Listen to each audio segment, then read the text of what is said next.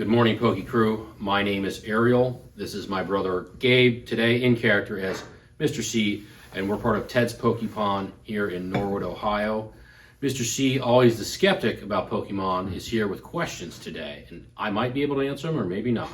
Well, we'll get to the questions, but it looked like you had a pretty nice release on this past Saturday on Ascended Hero stuff you got in, right? I would call it a mini release because it was just a release of 2 products, the booster bundles of which we only had 1 case, and then just a couple cases of the various EX boxes that had only 4 packs in them. Those were 22 each. We obviously sold out that day. That didn't last long.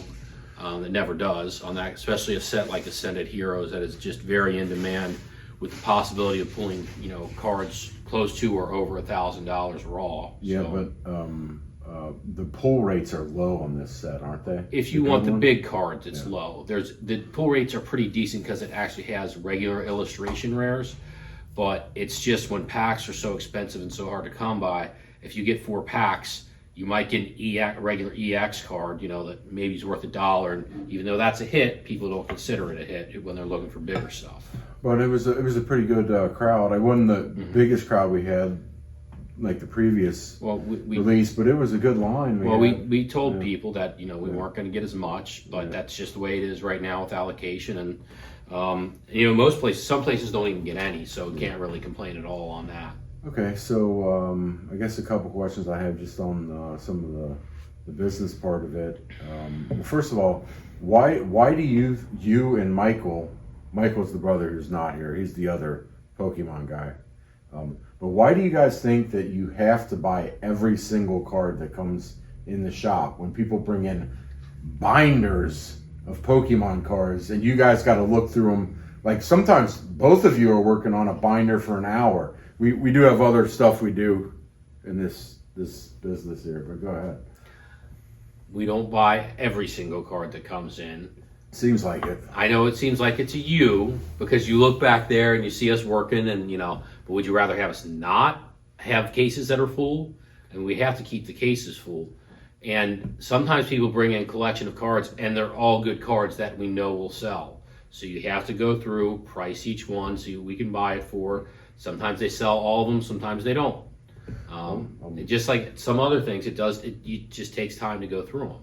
Well, the other thing I think you guys need to think about, and I've said this a few times, maybe not as nicely as I put it now, off camera I say it, but you understand, like our business allows us to pay cash for people's collections. Mm-hmm. We're not giving you some kind of, and sorry, but it is BS deal of in-store credit or consignment.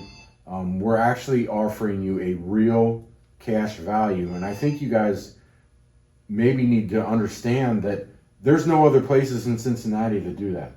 They all offer you in-store credit, or they're going to pay by a check. Who wants a check, by the way, in 2026? But you guys need to I think you need to understand that more, that it's unique what you guys can do because you can actually make a cash offer. So if it's a chase card, a good card, you guys are offering what, 75 to 85%? 80, 85, 80? Okay. 80. No one else does that. Okay. So you can be more selective on what you take in. I understand what you're saying. However, due to, as people are watching us now on the internet, people, just like other things, have a computer in their hand. They can look up and see what things are going for, what prices are, what they think they should get out of it. And just, while the Pokemon YouTube is big for the people who are into it, most people have no idea about it. Yeah. But they know that if you go to card shows and stuff, vendors pay up to 80%. Now, it depends on what they think 80% of what is. Right. But that's only on like super high-end chase cards that we know we're going to quickly flip. Most of it, it's between 50 and 60% on most of the regular cards.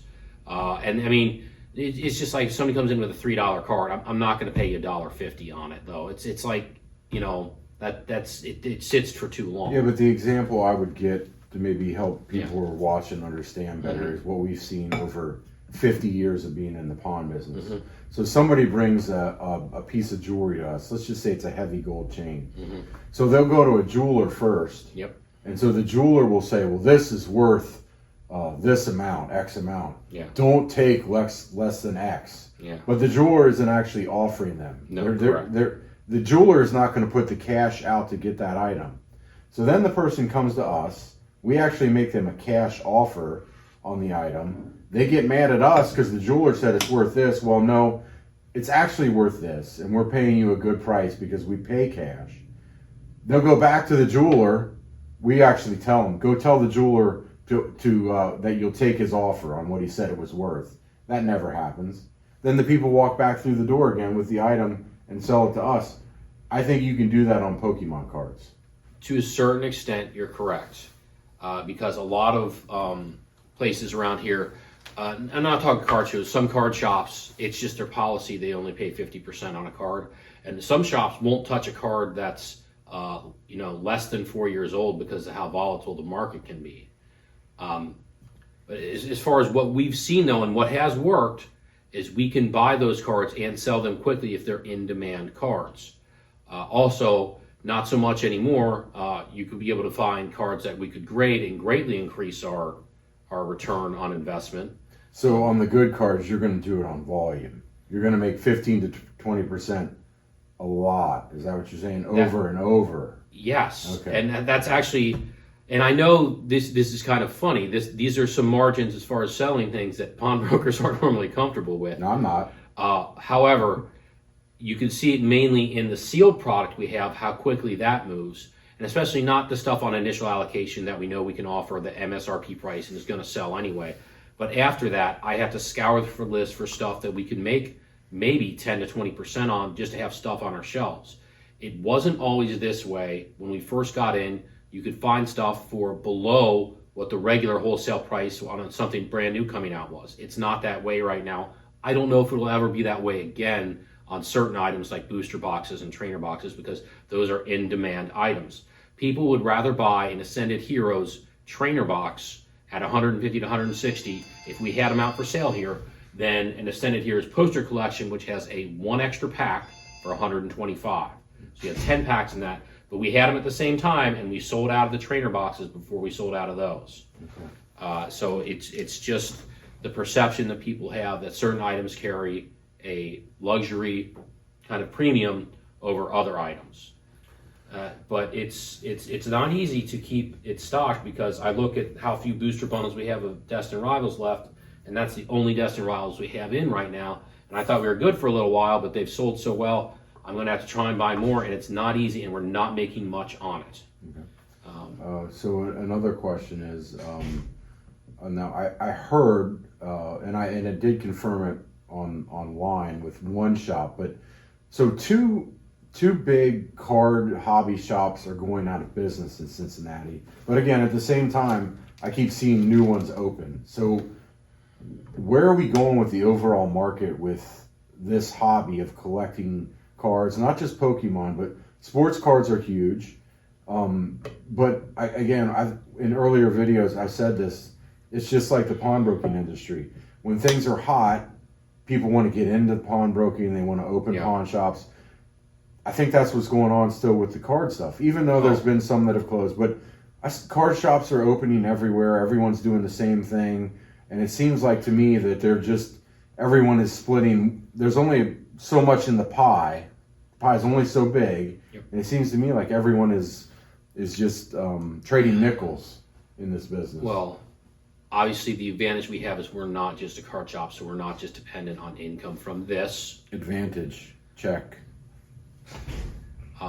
For our business, it was never part of our main business as we started the business. We only started doing Pokemon cards a little over 2 years ago. Obviously, it's grown into a significant portion of our monthly in-store sales. Good, significant. Not a very significant portion of our loan portfolio. There are some people who take loans on them and come back and get them. I would like to promote that more because people have good cards and they don't want to sell them, but they need money for something like, cars need brakes, other things like that. We need to do another video separate about how loaning would work on them. And then you get the chance to come back and get your card back for probably one of the lowest percentages in the country. I mean, lower than our neighboring states, Kentucky and Indiana, by a mile. It's cheaper than a 1 month credit card bill. The percentage. Percentage wise, no, their percentages are annual. I think that's true. They different. are annual. But Anyways, it's well, 1 month. Let's say 1 month. well, but that's easy because when you slap something on a credit card, it feels painless at the time. Our loan, you have to actually physically bring the item in. We evaluate the item, tell you we can do on a loan, and then it's a cash only transaction. We loan you cash. You have to physically show up and pay us cash back to get it back. Well, remember how we were going to do this in another video, but now we're talking about. Well, we can still do it better detail in another video. So those were my two big things: the overall card market, and then you don't have to buy every single card that comes. I know, but back to your point about we're not going to talk about the card shops that are going out of business. Who knows what reasons those are? Yeah. But as far as new card shops opening up, it's going to be very tough because product keeps getting harder and harder to get. Japanese product now has become extremely expensive compared to what it used to do. Last summer, I was able to purchase a lot of Japanese at fairly good prices to where we could have just a row of Japanese packs and boxes at affordable prices. Now our price is, and then you are higher, plus you have the import tax you have to pay to the government, the tariffs. Plus, it's just, and shipping from Japan, it's not free. You have to pay for it. I don't know. Maybe the Pokemon stuff, maybe it just keeps going the craze because I was out this weekend, mingling at some sports events, and there's a middle-aged dude, probably my age, maybe a little younger, dad bod, like 3 kids running around. Hey. The guy needed to hit the gym first of all, but wearing a Pokemon shirt, like, all right. That dude probably buys Pokemon cards. It's cool right now. Yeah. I know it grates you a little bit that some people can enjoy something. That's a big word. What? That's an SAT word. What? Great? Yeah. I know it grates you a little bit that some people are able to find joy in something like this. But it is fun. Opening packs, as we know, can get very expensive for people, but people still buy them. Single cards, it's cool because the artwork on them, people actually like it. It's something you can hold physical in your hand. And in a digital world where everything is on your phone now, that have something physical be cool is actually I like it. Yeah. It's kind of a throwback a little bit. But, the shops and everything you were talking about closing down, as we know, because we've had other people who, not this business or even a related business, get into a business. And, we've told them, like, hey, I hope you do really well. Hope you make a lot of money. Do we? Okay. But that's the point of opening your own business. Yeah. And they're like, oh, we just want to. No. If you're opening a business, you want to make business to last. It's not a hobby. If you own your own building, that's great. But most of these people are renting. That rent's got to be paid every month. I don't understand. Every single month. I don't get that. So it cuts right into your bottom line. And here's the best part is that if your business does grow and get better, guess what? Your rent's going to get raised. Right. Like the stores in the malls that have to rent spots, their rent is also based off of their revenue. So they have to charge their customers more for their space that they're using, and the better they do, they got to charge their customers more and more to rent the same exact space. Right. That to me makes no sense. We also have talked for years about how commercial real estate, there's all these just open spaces in strip malls, yet they keep building strip malls. I see more retail space all the time. And I just don't understand how that works as far as businesses going in and out so quickly in some spots. Well, all right, so let's tie it back up. We got a little off Pokemon subject. Yeah, we did. This morning. But the Pokemon's doing well here at Tez. We're still attracting new customers, especially for our display of single cards, which I don't know if it's a fact, but the people who come in and tell me, I've heard it. Our customers come in and tell me that we have the best display of single cards in the city. I don't know that for a fact, but I've heard that from multiple people. So keep doing what you're doing here. Right? Buy all those single cards that come in. Take an hour on a binder. Really? Yeah. Is this really what grinds your gears? Sometimes, but anyways. All right. Well, Poke Crew, have a great day. Thank you and buy our stuff at TedsPokepon.com. Thank you. There we go. I think I got it now. I think my ear got fatter.